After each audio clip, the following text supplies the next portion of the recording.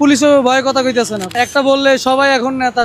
Postmortem report দিছে প্রায় 2 মাস পরে। আমার মামার ঘর ভাঙ্গা গাড়ির ভিতরে মানে সব জায়গায় মানুষই মারতেছে বেশি, চুরি ডাকাতি সন্ত্রাসী। দেশে বর্তমানে আসলে কি কমো, দেশের পরিস্থিতি ভালো না ভাই। নির্বাচন দিতে হবে, যে কোনো একটা নির্দিষ্ট একটা সরকার আসলে দেশের যে কোনো আইন ব্যবস্থা নেওয়া যাবে। এখন অটো রিক্সা করে তো কিছু বলা যায় না। এবারে ধরেন একটা বললে সবাই এখন নেতা, সবাই ইয়ে করে। আর এখন আতঙ্কে আছে মানুষ বর্তমানে, সত্যি কথা যেটা। বর্তমানের অবস্থা আর আগের অবস্থা এক ছিল না। যে কোনো একটা মানে নির্বাচনী দল যদি ক্ষমতায় আসে তাহলে দেশের মোটামুটি ভালো হয়। আমাদেরও ইয়ে আছে, যেমন এই যে গত কিছুদিন আগে ডক্টর সিরাজুল ইসলাম মেডিকেলে আমার মামাকে হত্যা করা হয়েছে, ওইটার বিচারও আমরা পাই নাই। আমাদেরকে ঢাকা মেডিকেলে রিপোর্ট দিছি, পোস্টমর্টম রিপোর্ট দিছে প্রায় 2 মাস পরে। আমার মামার ঘর ভাঙ্গা গাড়ির ভিতরে মানে বেসমেন্টের গাড়ির বেসমেন্টে 3 তলার নিচে আমার মামার মাইরা গাড়ির যে জায়গায় পা দেয় না প্রাইভেট কারের, ওই জায়গায় আমার মামার ঘর ভেঙে ঢুকাই রাখছিল। পরে এটারে 2 মাস পরে রিপোর্ট দিছে স্বাভাবিক মৃত্যু, অথচ ঢাকা মেডিকেল থেকে ওই রিপোর্টটা আসছে 7 দিন পরে।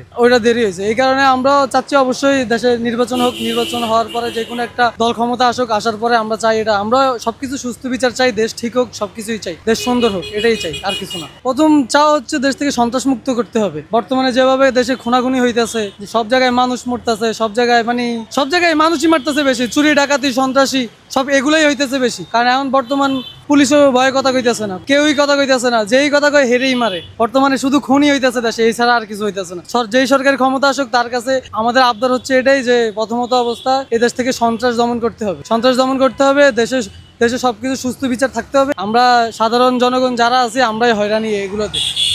প্রতিদিন ঢাকা শহর দেখা যাইতেছে এই দাবিতে মিছিল করে, এই দাবিতে মিছিল করে, সবাই মিছিল করতেই আছে, তাদের দাবি আছেই আছে। বাট এগুলো তো সমাধান না।